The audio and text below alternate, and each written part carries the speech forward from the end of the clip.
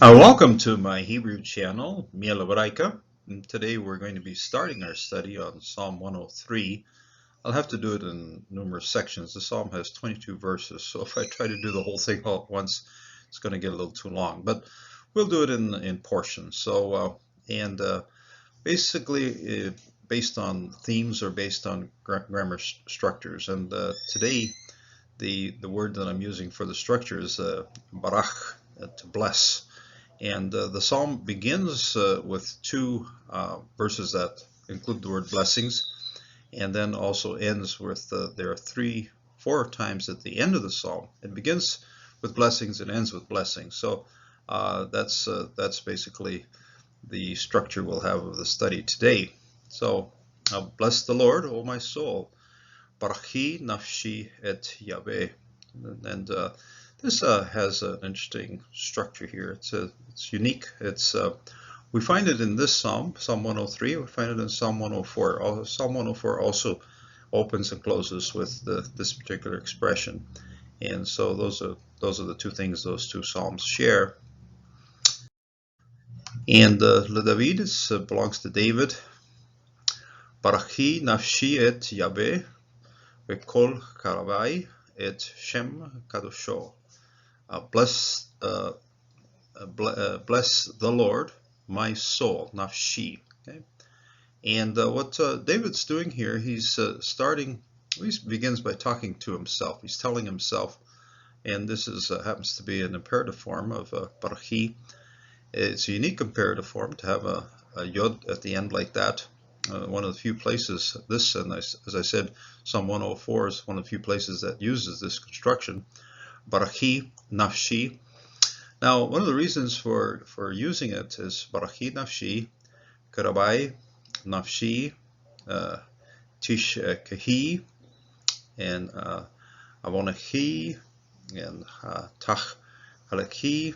So once the psalmist, or once David starts with the sequence of he, this is high, he, and then he follows it through. In other words, it becomes a sort of a phonetic or linguistic instrument for carrying through the sound. It's based on the sound. Remember, it's a song. You got to kind of make things harmonize. So there is some harmony here by just keeping this hirik yod and this hirik yod and this yod flowing right through the whole thing. So it does give it some structure in terms of the sound. Barachi nafshi et Yahweh. Now, bless the Lord, O my soul. Barachi is the word bless is derived from the root barach, that means the knee. Our knee is a barach, okay? Our knee, and we bend the knee. Then we get on our knees before the Lord. So this is a call of David here, to bend our knees, to have our soul, nafshi, my soul. It's personal. This incidentally makes it a very personal psalm. This is a singular, my soul. And so David is speaking to himself, to his own soul. Okay, my own soul, bend your knees to the Lord. This is a direct object marker right here. And so the Lord is receiving the action of this blessing that we have to bring before the Lord. It's a call to get on our knees before the Lord. If you're going to get very literal about how barachi nafshi works, so that's what it does. Barachi nafshi, bless the Lord, O my soul. The Lord, O my soul. Vekol karavai. Karav is that's inside of us. That's the interior, in the heart, in the intestines, and in the things that really move us emotionally inside. Okay, karavai. That's and we have numerous references to words in this psalm that are based on the letter chet, and hanun, rachum, and words that carry a lot of intestinal meaning. they carry a lot of feeling to them. So a lot of inside feeling here. We call Ravai, and all of my that is within me, everything within me, just right here. Et Shem, to the name. That also is a direct object marker right here. This is to the Lord, and this is to the name Kodsho. his holy name. So, and everything that's within me must bless his holy name. And then it also repeats itself, Barchai Nafshi, bless Barchai Nafshi et Yahweh, bless the Lord, my soul. Ve'al Tishkehi. And again, notice the he is following right through. And don't forget, okay? Don't forget. This is a negative here. We use a negative or prohibition, actually. Don't. It's prohibit to forget. Tishkehi. And so, yeah, don't forget. Kol Gamulav. Gamal is how you treat somebody, and often how you treat them well. Sometimes the word can be used just simply how do you treat somebody, but usually it's a gamalu. My mnemonic, or my way of remembering this word, is gamal, of course, camel. In other words, camels, if you treat them well, they treat you well. Okay, seems a little unique to put a camel in the middle of this, but it's how you're going to treat. Okay, how all of his all of his benefits. Okay, gamulav. That's good things that the Lord does for us. Okay, kol gamalav. Hasedah, hasoledach. He forgives, sends away. Lekol avonechi. Now this holum right here, if you look it up in the codex, that dot right here will move to about a half of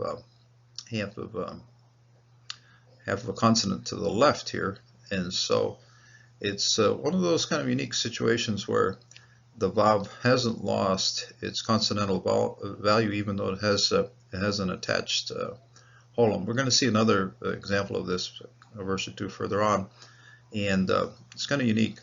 When I first saw it, I'd ask myself, incidentally, here's what you have. Hebrew doesn't really like diphthongs very much, but here we have, if you would just use it as straight holum, it would be aonecha. But if you have used the vav also as a consonants here, you would have avonechi. All of my, or all of your iniquity. Now, based, as you notice, I almost made a mistake here, because nafshi is my soul, and my kol karavi, everything is inside of me. But when you attach the yod onto a kaf and the yod onto a kaf, you're dealing now with the second person. Okay, all of your iniquity, all of your diseases. Okay, so this kaf yod. What should have been here, if we were just following the normal conjugations, this would have been a kaf with a comment. So kach. Okay, anecha. Halo echa, but we're in poetry right here, so this is this kaf yod, and this kaf yod is second person singular. So your iniquity, your diseases. Hasholeach lekol avonechi, harofe lekol tachalu achi, all of your diseases. We've entered a series of participles. This is what the Lord is doing for us. He is sending away, He's redeeming, He's forgiving all of your iniquities, and He is healing all of your diseases. And as I'm continuing on with these right here, that's just, well, it goes quite a ways actually. Haguel Mishahat Hayahi, who redeems from the pit your life. Hamma'aterehi, who crowns you. chesed, with loving kindness, with steadfast love. Ve rechamim, and with his with mercies. Okay, it's plural. It's in singular here, but some mercies. Rahim. Ha mashiba betov adecha. Now with your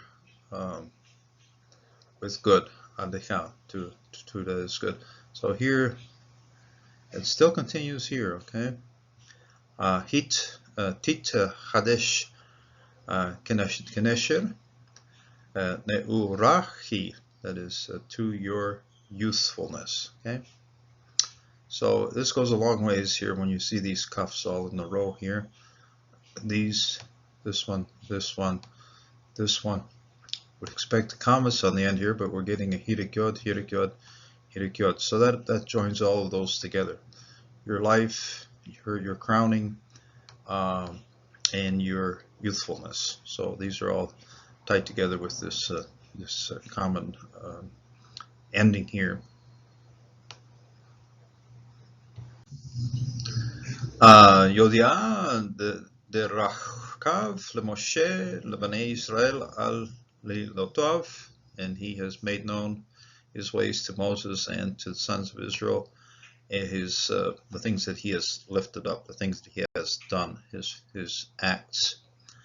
Rachum vechanun, these are characteristics of God, and we'll look at them in a little more detail in the next video. Rachum vechanun, Yahweh. Arech Afaim ve'Rav Hashid. Hashid. The normal way of pronouncing this one is Hesed, but it's got a siluk and it pushes it up to a kamis, so Hasid. Eroch Afaim ve'Racha. This is a very interesting construction here. We'll also get into it in a future video. Lo Nashe Raviv ve'Lo Leolam Yetor. And he doesn't hold his thumb on things forever. Lo kahata'enu. This is our sins, and this is a chet right in the middle here. This is our not according to our sins. Now, here again, the kaf is used to tie things together. Not at the end this time. The kaf is now put at the front, and it's a comparative sin. This is a comparative, not like our sins, not like our iniquities.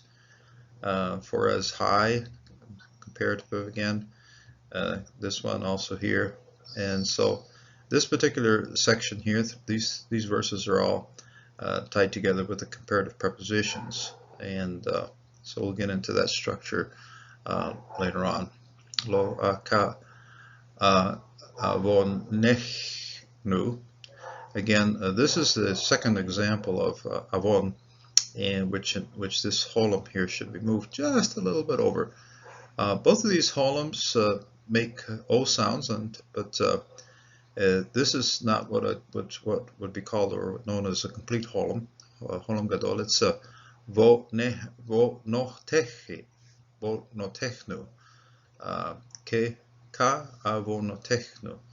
If you check it out on a codex, on a handwritten version of it, you'll find that this thing's been moved over just this way. Incidentally, also the Stuttgartenses, they move them over just enough so that you can see that this should be used as a consonant. There's a sticky little point, but it does give you an understanding exactly what this word is. This is a vav right here that works as still working as a consonant. Okay, avonateche nu agamal.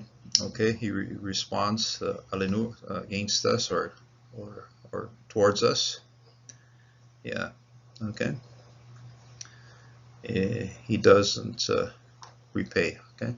So this is the negative, and this here you have the negation is spread by the things that would stand in the way, and then you have the verb here asalanu, gamal alanu. That is, he would do this and he would respond to us. Ki geboach, as high as Shemaim, al haaretz gabar hasdo. Hesed appears quite often in the passage. It says, and al yerev, those who fear him. Ki rechok, mishra, mi rava, and I'll be looking at that one again in some detail later. Hir rika memenu et na et peshaenu. Pesha is transgressions. It's a plural construct form here, and a possessive pronoun suffixed on the end there.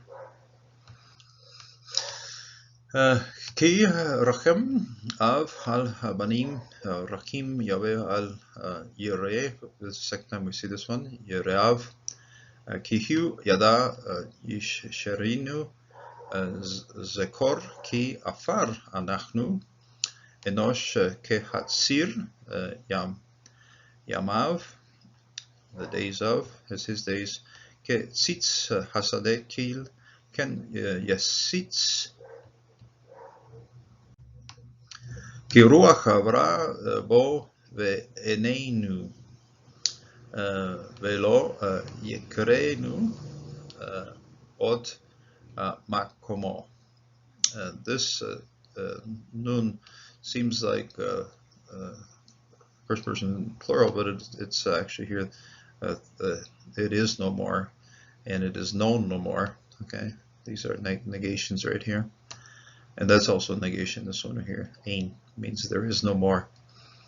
V'chesed Yahweh me'olam, the long suffering or the steadfast love.